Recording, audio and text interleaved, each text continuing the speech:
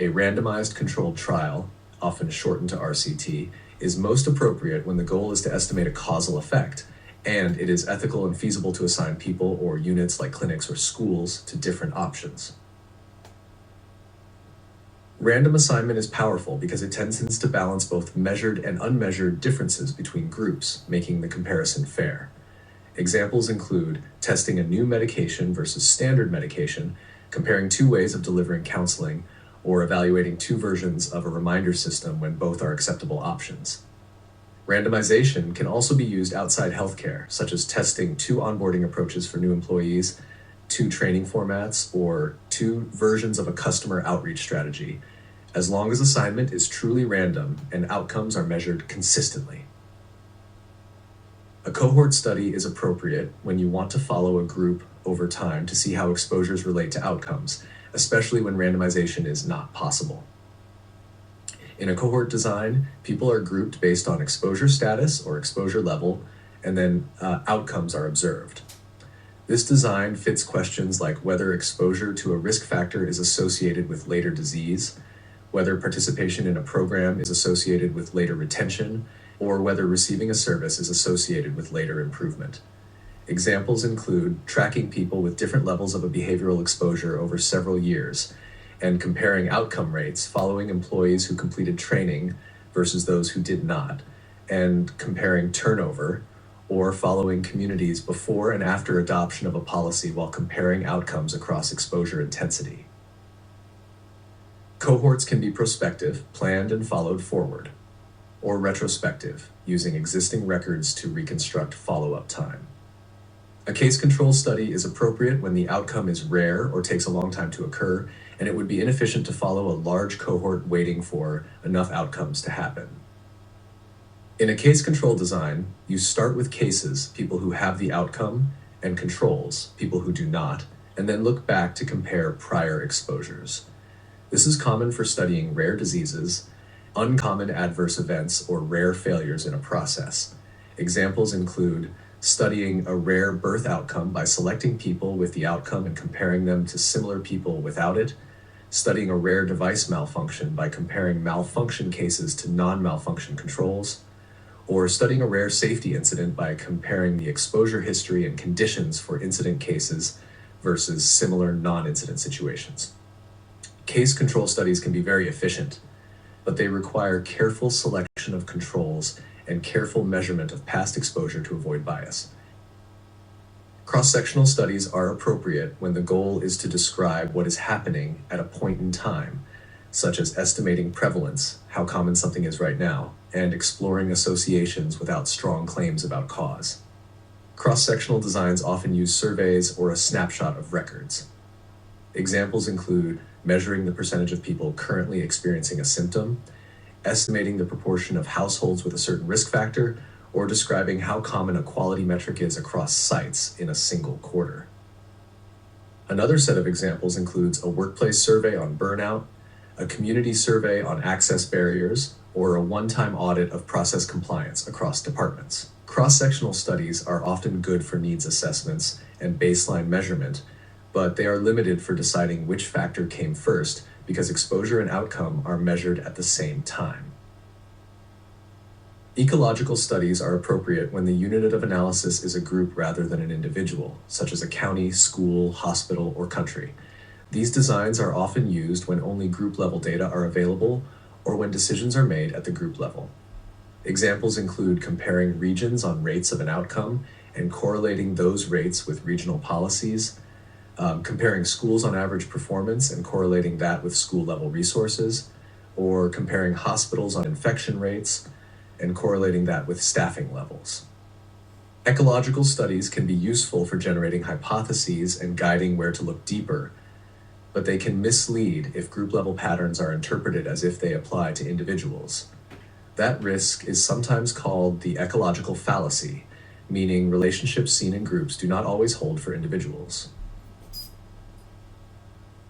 Case series and case reports are appropriate when the goal is early signal detection, description, or hypothesis generation, especially for new, unexpected, or rare phenomena.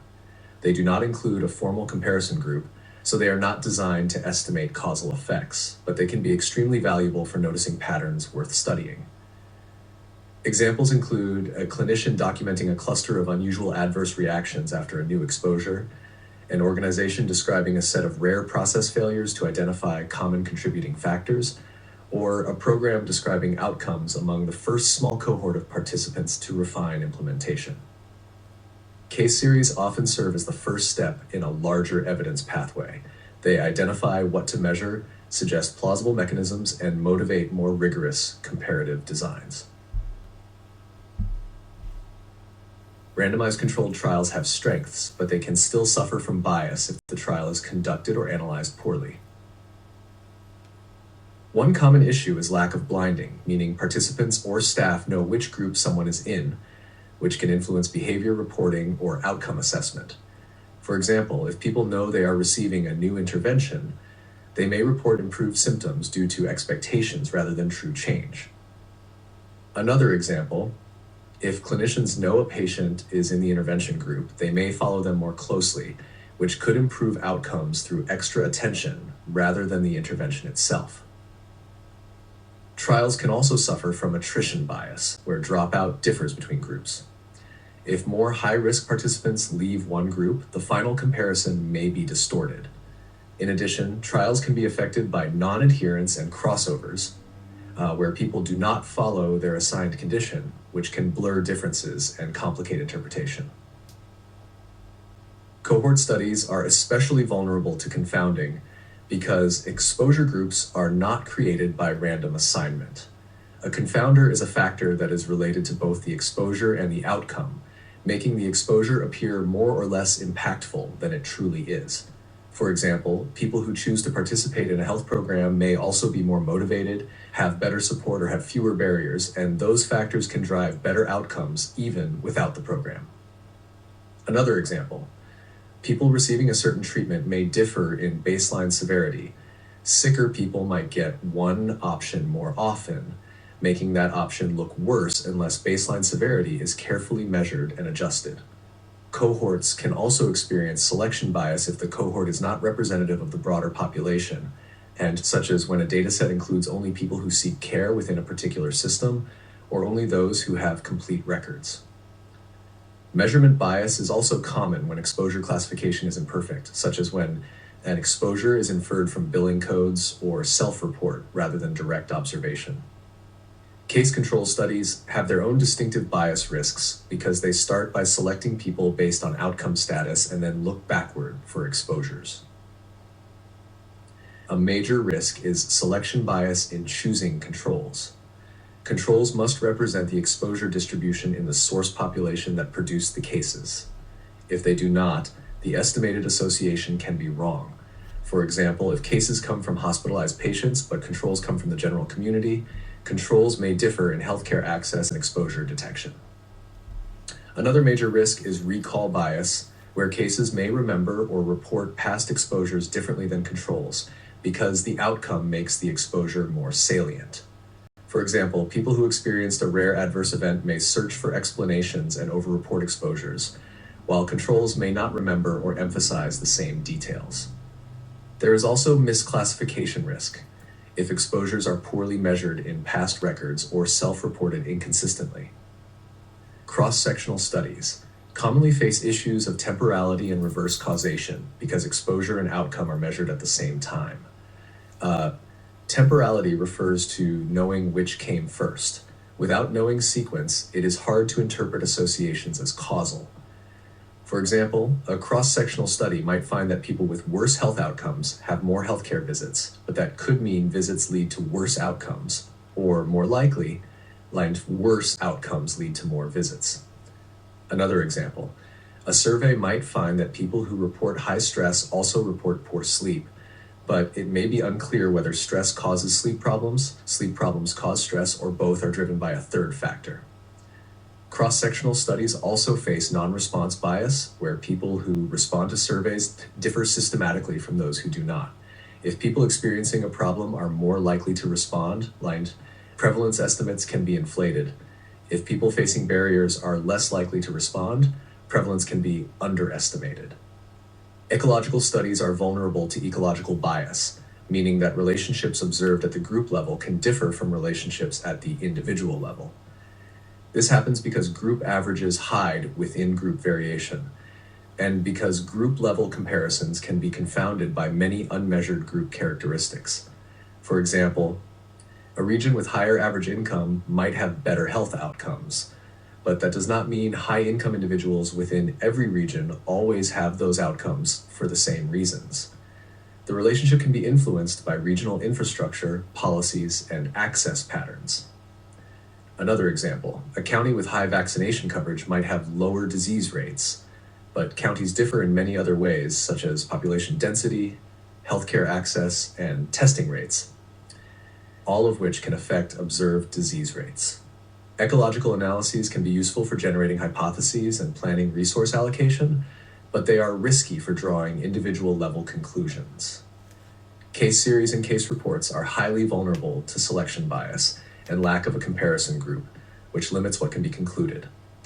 The cases described are often unusual, severe, or otherwise noteworthy, which means they may not represent typical experiences.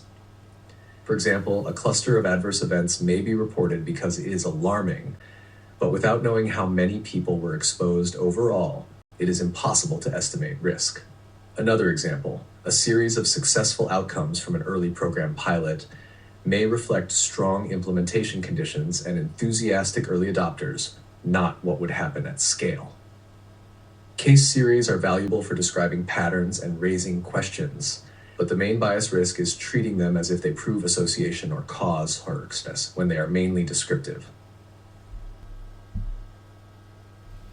Randomized controlled trials are often considered the strongest design for estimating causal effects because random assignment creates groups that are comparable on average. This reduces confounding, including confounders you did not measure. The strength is that if the trial is well run, differences in outcomes can be attributed with more confidence to the intervention rather than to pre-existing differences between groups. For example, if 2 treatments are randomly assigned and one leads to fewer complications, the design supports a strong causal interpretation. Another example, if 2 outreach methods are randomly assigned and one yields higher response, the design supports the conclusion that the outreach method itself caused the improvement. The limitations of randomized controlled trials are usually about feasibility, ethics, cost, and generalizability. It may be unethical to randomize people to a potentially harmful exposure or to deny a known beneficial service. It may be impractical to randomize in real operations if staff need flexibility or if implementation cannot be standardized. Trials can also be expensive and time-consuming, and they may enroll a population that is not fully representative of the real-world population, which limits generalizability. For example, trial participants may be healthier, more engaged, or have fewer barriers than typical real-world participants. Another example, a tightly controlled trial protocol may not reflect how an intervention would be delivered under normal staffing constraints, so the observed effect may not match real-world impact. Cohort studies have strengths in real-world relevance and flexibility. They can evaluate exposures that cannot be randomized, and they can capture longer-term outcomes and broader populations when using routine data sources. Cohorts are often more feasible than trials, especially when using existing records. For example, a cohort can study long-term outcomes among people with different levels of an exposure without needing to assign anything. Another example, a cohort can evaluate outcomes after a policy change by observing people over time across multiple sites, capturing natural variation and real implementation conditions. The limitations of cohort studies are mainly about confounding, measurement, and missingness. Because people are not randomly assigned, exposure groups can differ in ways that affect outcomes, and adjustment can only address differences that are measured well. Cohorts can also be affected by misclassification when exposures or outcomes are defined from imperfect proxies like codes or self-report. Another limitation is loss to follow-up or incomplete data, which can bias results if missingness is related to outcomes. For example, if people with worse outcomes are more likely to drop out or have incomplete follow-up, the observed results can look better than reality. Another example, if an exposure is recorded only for people who visit certain settings, then exposure misclassification can differ across groups. Case control studies are very efficient for rare outcomes and are often the only practical option when outcomes are uncommon. The key strength is that you do not need to follow a huge population to accumulate enough events. Instead, you sample the events and compare them to controls. This makes them faster and less costly in many settings. For example, if an adverse event occurs in 1 out of 10,000 exposures, a cohort approach might require very large data to observe enough events, while a case control design can focus directly on the cases that occurred. Another example, if a rare safety incident is being investigated, selecting incident cases and comparable non-incident controls can quickly identify exposures or conditions that appear more common among cases. The limitations of case control studies include challenges in selecting appropriate controls and accurately measuring past exposures. If controls do not represent the same underlying source population as cases, the estimated association can be biased. If exposures are measured differently for cases and controls, such as through recall or differential documentation, results can also be biased. Another limitation is that case control studies estimate odds ratios naturally and do not directly estimate risk or incidence without additional information.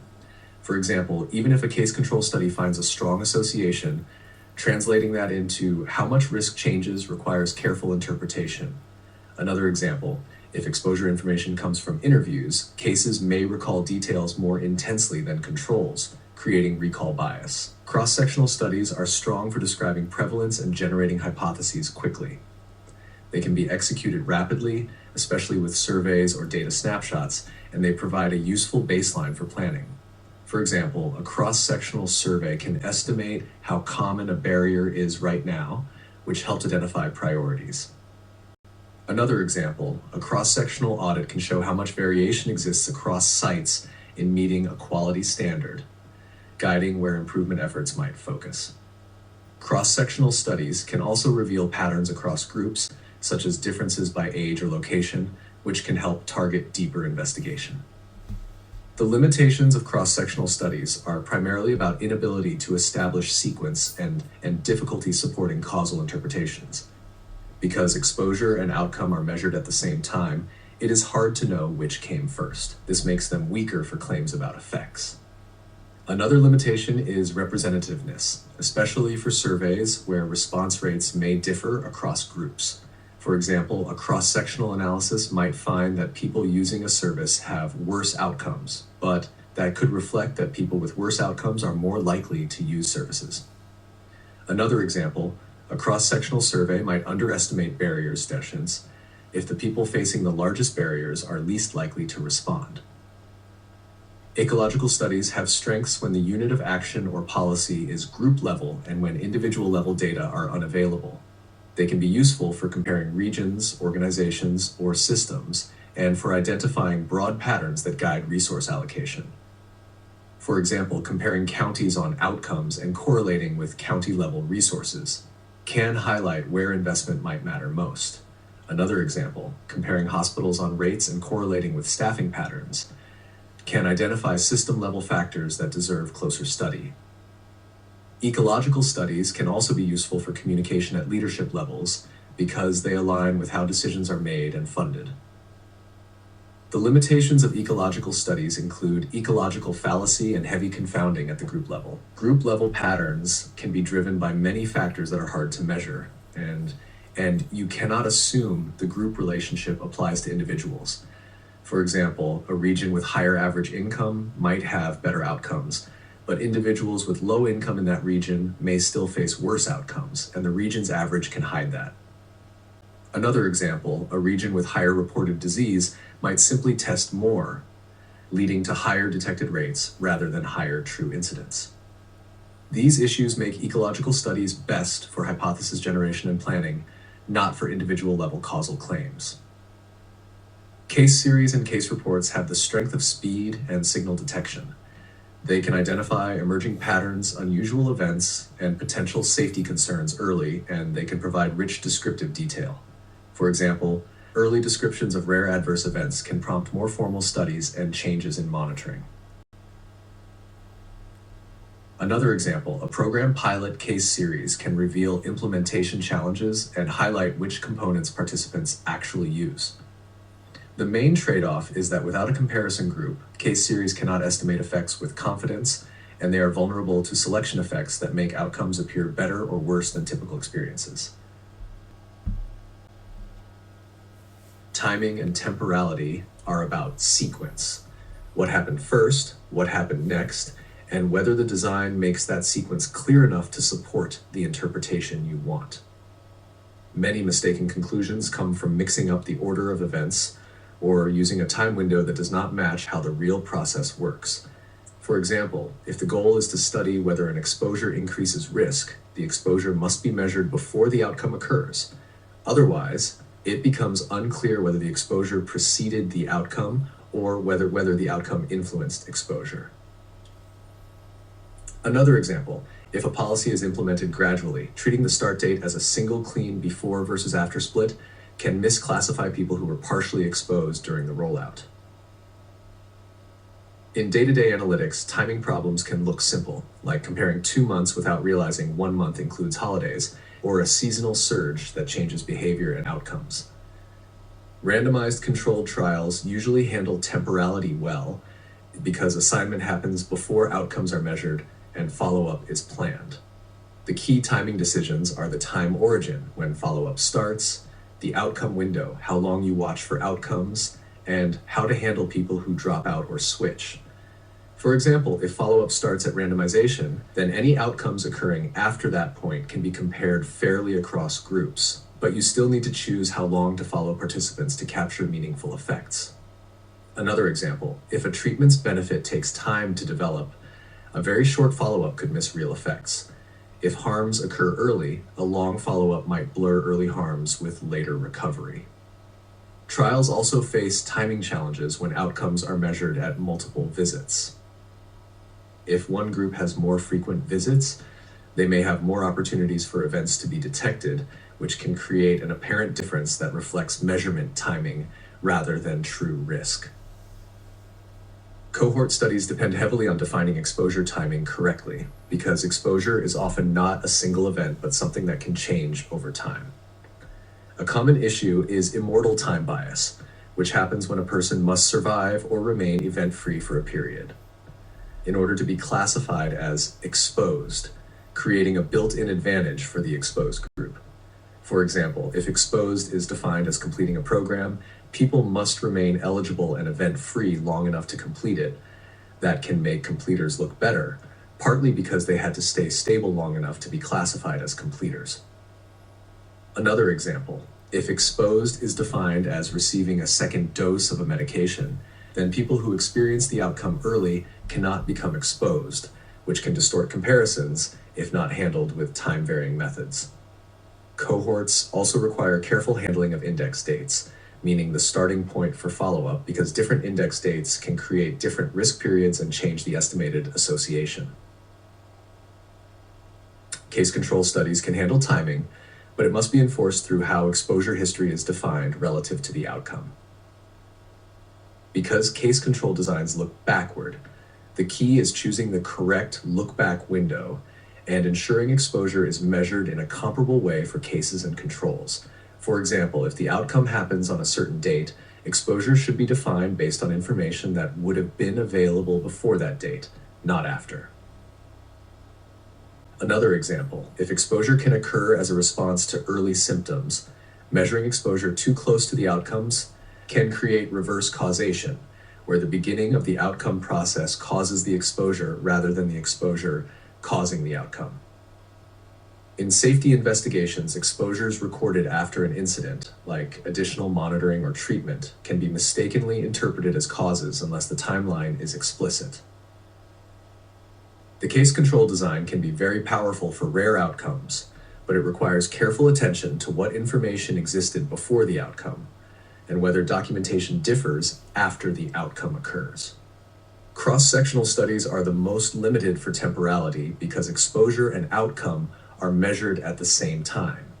This makes it hard to know what came first, which weakens causal interpretation. For example, if a survey finds that people with poor mental health report less physical activity, it could be that low activity contributes to poor mental health, that poor mental health reduces activity, or that both are influenced by a third factor like financial stress. Another example, if people using more services have worse outcomes, the service use may be a response to worse outcomes rather than a cause. Cross-sectional designs are still valuable for describing prevalence and identifying patterns, but the timing ambiguity should guide interpretation toward association and description rather than cause. Time to event thinking becomes essential whenever the outcome involves when something happens, not just whether it happens. This is common in clinical outcomes: time to relapse, time to death, time to readmission; operational outcomes: time to completion, time to service, time to resolution; and policy outcomes: time to enrollment, time to follow-up. In these settings, censoring becomes a central concept, meaning follow-up ends before the event happens for some people, either because the study ends, the person leaves, or data stop being captured. For example, someone might not have an event during the study window, but they might have one later. Censoring must be handled in a way that does not treat them as if the event can never occur. Another example, if one group has systematically shorter follow-up due to data availability, comparing simple event proportions can be misleading because one group had less time for events to happen. Survival analysis methods are designed for this timing reality, but the design still has to define start times and follow-up rules clearly. Ecological designs also have timing concerns, especially when comparing regions over time. Group-level measures can lag or lead real-world changes, and outcomes can respond slowly. For example, a policy change may occur in January, but behavior changes gradually, and outcomes reflect changes months later. An immediate after period might underestimate the effect. Another example, if a region changes its reporting system, observed rates may shift abruptly due to measurement, not true incidence. Seasonality is also a main issue at the group level. Comparing winter months to summer months can create apparent differences that are driven by seasonal patterns rather than interventions. These timing challenges are manageable, but they require designs and analyses that respect time trends, lags, and measurement changes, rather than treating all time points as interchangeable. Finally, good timing decisions connect directly back to the research question. If the question is about short-term effects, the outcome window and measurement schedule should capture short-term change. If the question is about long-term impact, the design must support longer follow-up and address dropout and changing exposures. If the question is about immediate harm versus delayed benefit, the analysis may need to separate early and late windows instead of averaging across the entire period. Multiple examples show why. An intervention might reduce short-term errors but increase long-term burnout. A treatment might have early side effects but long-term benefits. A policy might show no change at 1 month but meaningful change at 12 months. Temporality is not just a technical detail. It is the bridge between what happened in the world and what the numbers can responsibly claim. Study design determines what kinds of statistical tools make sense and what kinds of claims are credible. The design tells you what the comparison is, how data were generated, and what the major threats to validity are. For example, when randomization is present, the primary analysis can often be a straightforward comparison of outcomes between groups, because random assignment aims to balance confounders. Another example, when the design is observational, the analysis typically needs more emphasis on confounding control, sensitivity checks, and careful interpretation. If the design is cross-sectional, the analysis often focuses on describing prevalence and associations rather than claiming cause. If the design is time to event, the analysis must handle censoring and varying follow-up time. The key idea is that analysis is not a menu of tests to choose from. It is an extension of the design.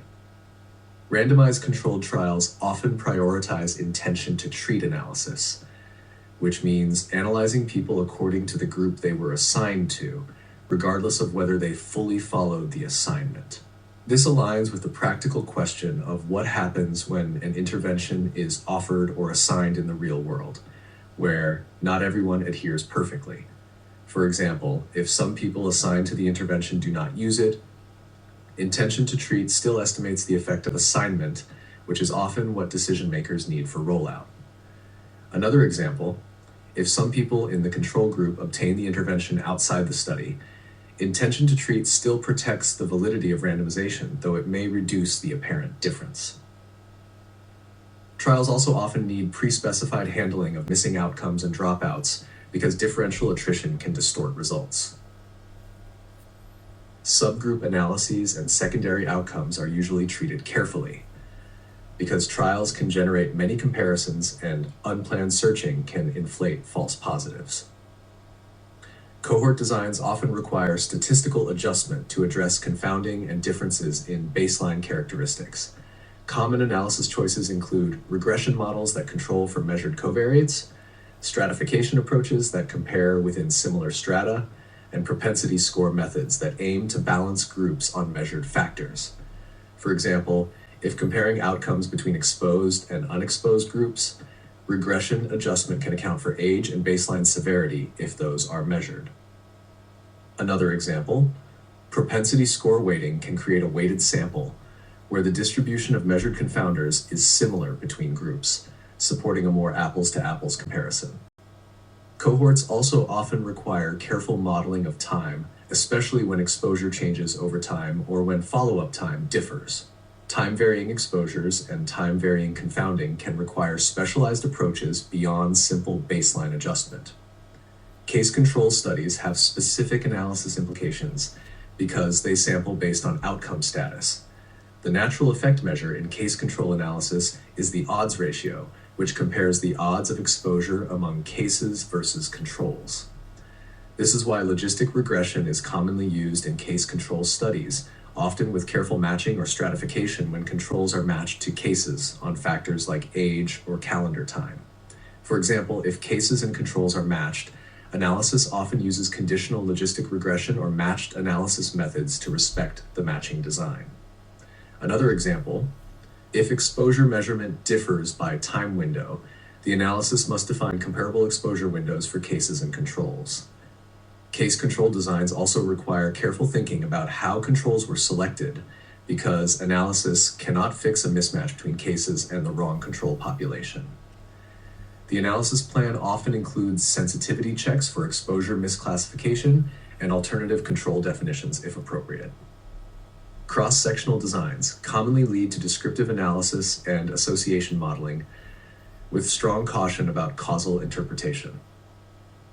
Typical analysis choices include estimating prevalence with confidence intervals, comparing prevalence across groups, and using regression models to describe associations while adjusting for measured covariates. For example, logistic regression might be used to model the association between an exposure and a binary outcome in a cross-sectional dataset, but the interpretation should remain as association rather than cause. Another example, linear regression might be used to compare average scores across groups, but without clear temporality, it remains a snapshot relationship. Survey-based cross-sectional studies also often require weighting and design-based variance estimation.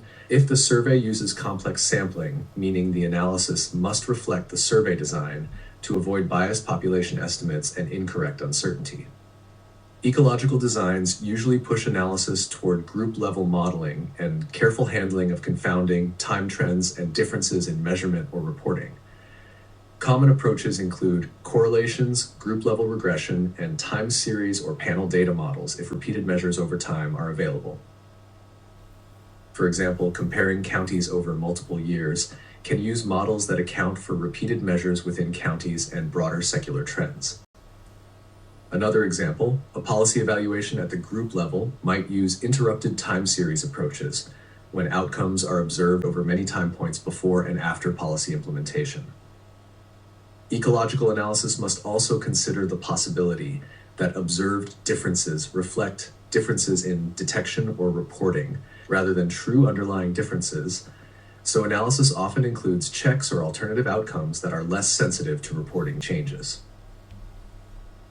Case series and case reports usually lead to descriptive analysis, not formal comparative inference. The main analysis choices involve describing patterns, timelines, and common features, and making careful statements about what can and cannot be concluded.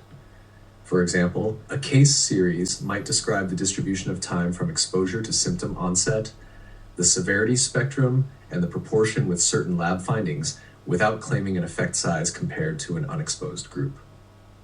Another example, an operational case series might describe the conditions under which failures occurred and highlight recurring contributing factors, serving as a foundation for designing a more rigorous comparative study. When a comparison is later added, the design effectively changes and analysis choices should evolve accordingly. Across designs, outcome type and data structure drive analysis choices alongside design. Binary outcomes often lead to risk comparisons or logistic regression. Continuous outcomes often lead to mean comparisons or linear regression. Counts often lead to Poisson or negative binomial models. Time to event outcomes lead to survival analysis. Data structure adds another layer. Repeated measures often require mixed models or generalized estimating equations. Clustering often requires cluster-robust methods or multi-level models. Unequal follow-up often requires rate or survival approaches, rather than simple proportions. Examples show why this matters. Counting each visit as a separate person can exaggerate certainty. Ignoring clustering can produce confidence intervals that are too narrow. Ignoring different follow-up time can make one group look worse, simply because it was observed longer. Good analysis choices are those that match the design, match the data structure, and match the question. Finally, the design influences how results should be communicated. Randomized designs support stronger causal language, while observational designs call for more cautious phrasing and more emphasis on assumptions. Designs with many outcomes or subgroup analyses require transparency about multiplicity and a clear distinction between primary and exploratory findings. Time-based designs require clear reporting of time windows, lag assumptions, and whether seasonality or secular trends were addressed. The practical implication is that analysis choices are inseparable from reporting choices. The same statistical model can be either responsible or misleading, depending on whether the design limitations are made explicit. When the design and analysis are aligned, the final results are easier to trust, easier to explain, and more likely to be useful in real decisions.